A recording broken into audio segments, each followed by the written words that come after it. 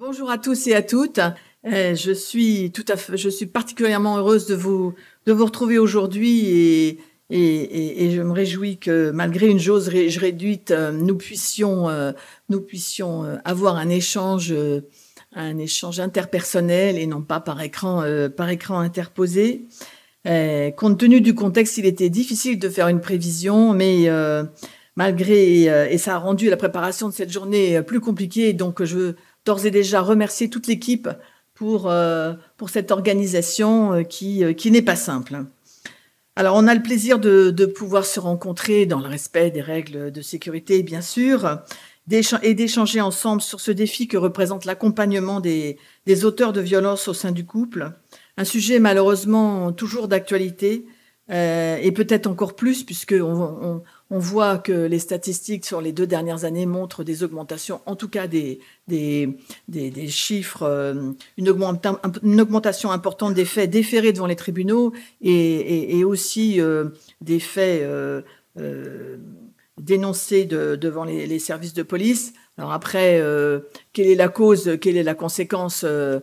j'imagine qu'on aura l'occasion de l'aborder aujourd'hui, mais en tout cas, aujourd'hui, il y a un constat, c'est que c'est un phénomène malheureusement de société qui n'est pas du tout en train de décliner. On se retrouve aujourd'hui au ministère de la Justice, Stéphane l'a dit, pour la seconde fois dans cet auditorium, puisque on s'était retrouvés il y a 2 ans maintenant, et je remercie vivement le secrétariat général du ministère de la Justice pour son accueil et pour son aide dans l'organisation de cette journée. C'est important pour nous de nous retrouver ici, dans ce lieu, d'une part parce qu'il est confortable, malgré un certain nombre de contraintes, et aussi parce que symboliquement, il est important que nous puissions être au ministère de la Justice avec qui nous travaillons tous les jours et avec lesquels vous travaillez tous les jours d'arrache-pied. Alors, je le disais, vous en souvenez sans doute, pour ceux qui étaient là, il y a 2 ans, presque jour pour jour, puisque c'était le 4 décembre 2019, nous nous retrouvions ici pour travailler sur un certain nombre de mesures de ce qu'était la loi de programmation pour la justice, et notamment pour travailler sur l'enquête sociale rapide, pour partager nos inquiétudes sur les difficultés de réaliser ces enquêtes sociales, des enquêtes sociales complètes, permettant aux magistrats de prendre des décisions éclairées, au tarif qui était le même depuis près de 20 ans. Aujourd'hui, je suppose que vous le savez tous, et si vous ne le savez pas, j'ai le plaisir de vous en informer. L'augmentation substantielle que nous avons obtenue il y a moins d'une semaine, puisque l'arrêté est paru il y a quelques jours, avec d'une part une augmentation du tarif de l'enquête sociale rapide, qui maintenant va enfin pouvoir être une enquête sociale renforcée, puisque vous allez pouvoir enfin consacrer le temps nécessaire pour faire les vérifications. Donc, de ce que nous pouvons appeler enquête sociale renforcée, ce à quoi nous nous refusions tant qu'on était au tarif de 70 €. Bien, non seulement il y a cette augmentation substantielle, mais aussi il y a la promesse du ministère de la Justice de la prise en charge de la carence. Bon, ça va intervenir dans quelques semaines puisqu'il y a des problèmes techniques pour la parution de l'arrêté. Ce qui veut dire que quand vous convoquerez une personne qui ne viendra pas et que le procureur ou le résident vous demandera de reconvoquer et donc que le secrétariat devra repasser du temps, eh bien, ce sera pris en compte à la hauteur évidemment de ce que peut être la prise en compte de ce temps, mais voilà, ce ne sera pas un temps travaillé non payé comme ce l'était jusqu'à présent. C'est une grande avancée. Vous êtes un certain nombre d'entre vous à avoir réagi positivement et je vous en remercie. C'est une grande avancée que l'on doit à toute la fédération et je veux quand même le redire parce que ça fait donc près de 20 ans que la commission présententielle, le conseil d'administration, l'équipe fédérale, les directeurs et Denis Lourd était le premier à s'en réjouir et Stéphane a mouillé sa chemise depuis 1 an pour ça et puis aussi Thierry Lebéo et moi-même, eh bien on a beaucoup œuvré avec une mention spéciale, je voudrais le dire quand même pour Véronique Dandonneau parce que elle a pas ménagé ses forces pour arriver à ce résultat et je pense qu'on n'y serait pas si elle n'avait pas fait tout ce travail de synthèse, de remontée de toutes vos préoccupations. Donc voilà, on peut je pense que je voulais saluer cet événement en début d'intervention parce que c'est un événement important, même si toutes vos associations ne font pas des enquêtes sociales renforcées, un certain nombre en font. Et par ailleurs, parce qu'on est au cœur du sujet d'aujourd'hui. Le défi de l'accompagnement des auteurs de violences au sein du couple, c'est le défi de la connaissance et de la compréhension de leur parcours, le défi d'une prise en charge partenariale, le défi d'une recherche de solutions d'hébergement, le défi de la responsabilisation des auteurs. Autant d'éléments sur lesquels des informations doivent être réunies, très souvent dans le temps de l'enquête, s'il y a lieu dans le temps du déferment, pour permettre aux substituts, au JLD, au président d'audience de prendre une décision éclairée. Parce que ce qui est attendu de nos concitoyens, vous le savez, c'est une justice plus humaine, plus proche des réalités quotidiennes que vivent les victimes, une justice mieux à même de prendre en compte le vécu des auteurs pour mieux prévenir la récidive. C'est très exactement ce que, à la Fédération Citoyenne Justice, nous disons depuis près de 20 ans en matière de violence intrafamiliale. On aime bien les longues périodes à Citoyen Justice. Il nous faut 20 ans, on rame, et puis à un moment donné, ploup, ça ressort, et on ne peut que s'en réjouir. Parce que, sans vouloir remonter à 20 ans, mais presque, il faut quand même dire que dès 2003, Citoyen Justice mettait en place un groupe de travail constitué d'associations du réseau, avec VIF, une association d'aide aux victimes de Villeurbanne spécialisée dans la lutte contre les violences intrafamiliales et présidée par Lénial Danigan, qui était et qui est toujours, je le suppose, une grande spécialiste du domaine. Donc, mettez en place un groupe de travail pour réfléchir sur l'accompagnement des auteurs de violences au sein du couple. Et ce groupe a publié en 2005 un document de synthèse dont je ne résiste pas à vous lire quelques extraits, tant ils sont emblématiques de ce que vous faites aujourd'hui. Si l'incarcération, donc je vous en lis un extrait, si l'incarcération de l'auteur peut répondre à une demande de réponse ferme et rapide de l'opinion publique, elle ne règle qu'exceptionnellement le problème des violences intrafamiliales et conjugales en raison de la complexité des liens et des enjeux au sein de la famille. Ne traiter que la manifestation du phénomène ne permet pas d'en analyser les causes ni de proposer des solutions propres à éviter la réitération. Ce même groupe, en 2005, promouvait l'éviction du conjoint violent du domicile conjugal, alors qu'à l'époque, c'était pratiquement exclusivement la victime qui devait quitter les lieux, tout en relevant que pour être efficace, cette éviction du conjoint devait être accompagnée d'une démarche de suivi de l'auteur. Depuis, nous ne cessons, à Citoyen Justice, fidèles à nos engagements, de promouvoir le contrôle judiciaire socio-éducatif comme étant une réponse particulièrement adaptée à ce type d'infraction, parce qu'il associe une réponse judiciaire immédiate à une intervention socio-éducative rapide et efficace, parce qu'il permet d'organiser l'éloignement de l'auteur du domicile familial, de lui interdire tout contact avec la victime,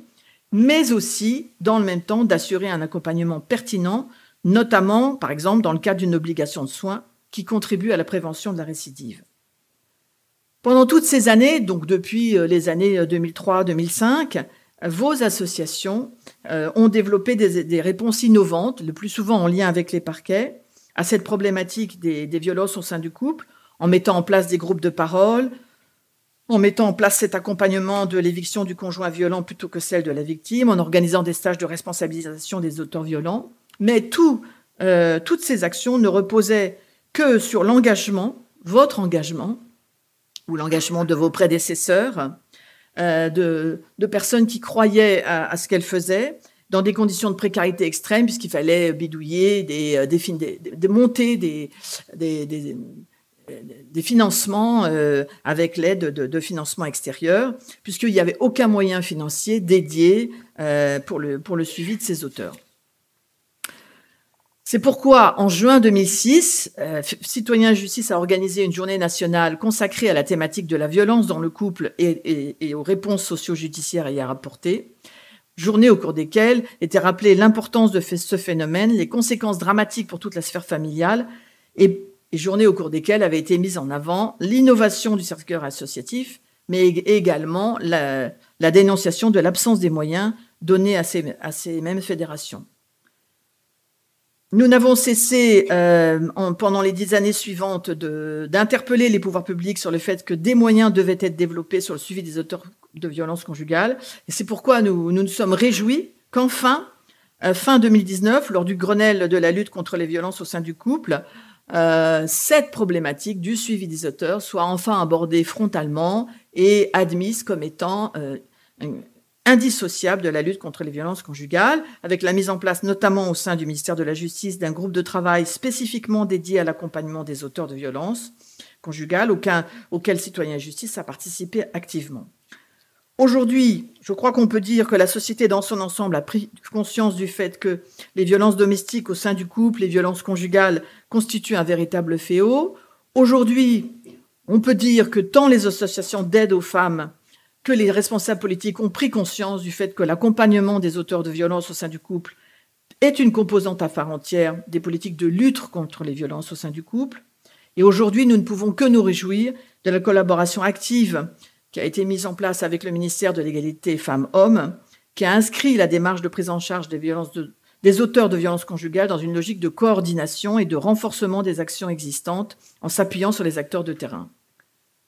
La question de l'articulation des différents dispositifs est en effet un enjeu de taille pour que chacun trouve sa place et pour que les réponses apportées soient fluides et efficaces. Aujourd'hui, ce sont 16 CPCA qui sont portés ou coportés par des associations socio-judiciaires de Citoyens et Justice, et les associations du réseau interviennent dans la quasi-totalité des CPCA.